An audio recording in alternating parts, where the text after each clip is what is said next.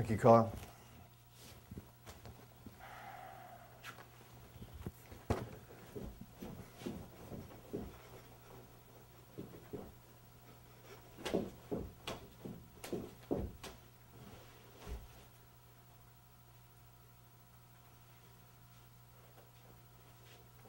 Carl is a brown-noser. He's the kind of guy that will do anything a superior asks of him.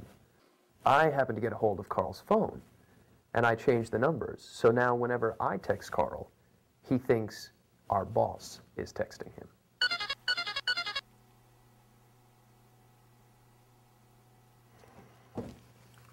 Hold on, Kathy.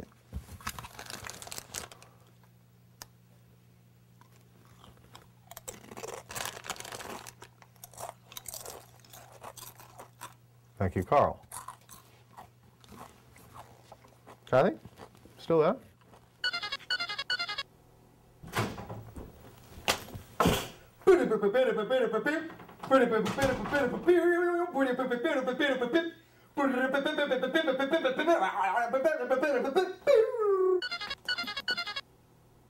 All in the mood for a melody, and you got us feeling all right. Oh, la-di-da-di-di-da, la-da-di-di-da. Carl got promoted for thinking outside the box. Technically, I work for him now.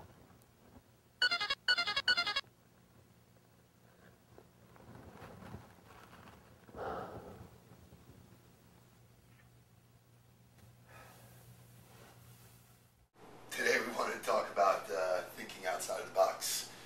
What I want to do today is kind of tell you a little bit about myself and then share some ideas. About 10 years ago I started a company called On the Ball. I'm a serial salesperson.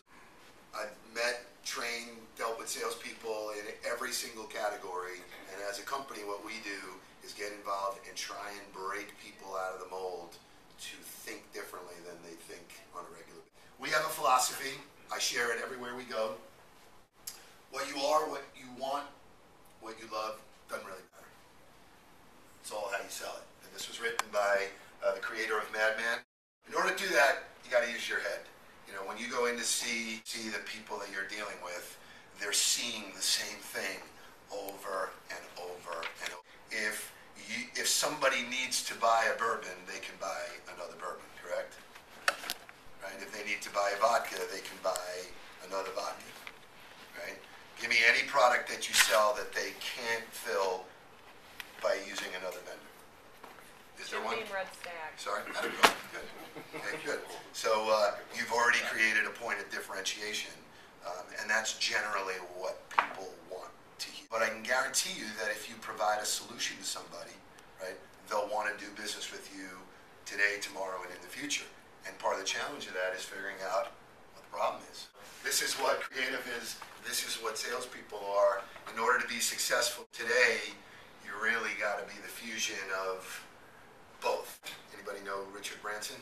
He's my favorite billionaire. You know, all the guy does is come up with ideas, and from his ideas he executes. So salespeople create every day. You create opportunity, you create demand, you create customer satisfaction, whether it's the retailer that you're dealing with, whether it's the distributor, whether it's the end user. You guys are all responsible for that in a way, and then ultimately wealth. Anybody in here like making money? You know, the whole mentality that we do in our business for ourselves and what we try and teach other sales groups to do is to come up with ideas. People buy ideas, and then the products are all about the execution. The products fall behind that. So to be successful, you have to differentiate yourself. They're actually buying you. Their products come second. So how do you differentiate yourself? In order to differentiate yourself, you got to really understand the market. So whoever you're calling on, you got to, whether it's Walgreens or whether it's some individual retailer, you got to find out, or you should find out, what's happening in that general. Paying attention to the market is really important. You got to be open-minded. You got to be willing to take some risk. You got to say, okay, I've never done this before. It's kind of new ground for me, but I'm going to try it. I'm going to do something different, and that talks to the will to want to be successful. You guys can keep doing what you're doing. You're going to keep getting what you got, so that's fine. If you do something different, the chances are you're going to get something different. Start thinking about a strategy, that you can help your clients with, and I'm going to give you some ideas of what that strategy is. And once you build a strategy, the strategy will lead you to tactics that help you succeed.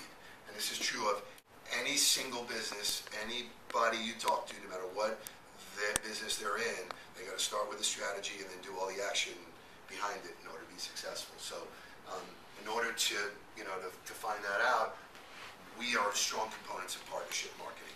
What partnership marketing is really trying to take two like-minded organizations and throw them together, and then you share each other's equity. So the client is called On Call, and what it is a mobile phone service that's like a concierge. So any of you who have a GM car and have OnStar, which is in your car, this is a product that actually you sign up for, and it's on your mobile phone, and it allows you to call and get directions, it allows you to call and get movie times, and unlimited 411. So we're working with that client, looking for ways to grow their business. We called on Premier, which is the local distributor here of products. We called on them and said, hey, listen, we have this product that we're willing to give you, and what we want to do is actually put it on top of bottles that sit at retail. You can get real estate on top of those bottles and give it away for free. That way someone who comes in and buys a bottle of wine or is choosing between about 2 bottles of wine could say, hey, I get this bottle is $10, this bottle is $10, but I'm getting a $10 offer for something I think I might want to use.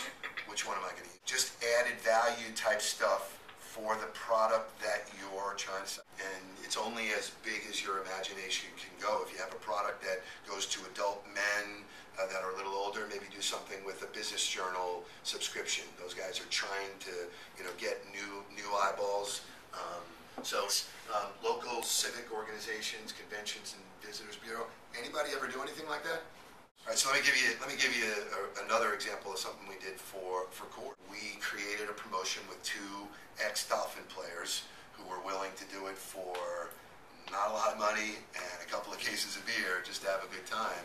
And the 2 guys were Mark Duper and Mark Clayton, very high-profile ex-athletes, no legalities in terms of pairing them to liquor, and we use their likeness at retail to say if you buy this, you're automatically registered to watch a football game with them.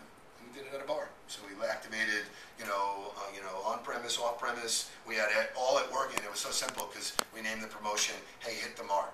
And if you do this and, lots of extra floor space, it cost nothing but the printing, really, just to create the POP, and real high exposure, real high lift in sales. Salespeople don't generally think it's their responsibility to do it. They generally think, oh, we're Jim Bean and we have a big marketing company and big advertising and they're putting together the programs.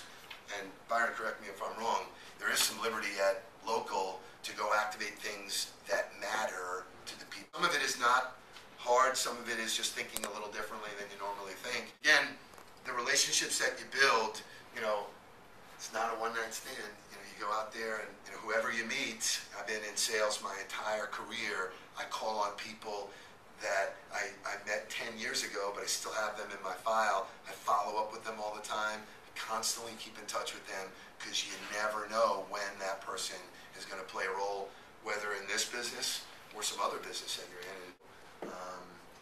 I'll leave you with 5 principles that work for our organization. I leave this with you got to reinvent yourself constantly. Makes it more fun instead of being bored and doing the same thing all the time. Reinvent, reconnect, reset your goals, relearn.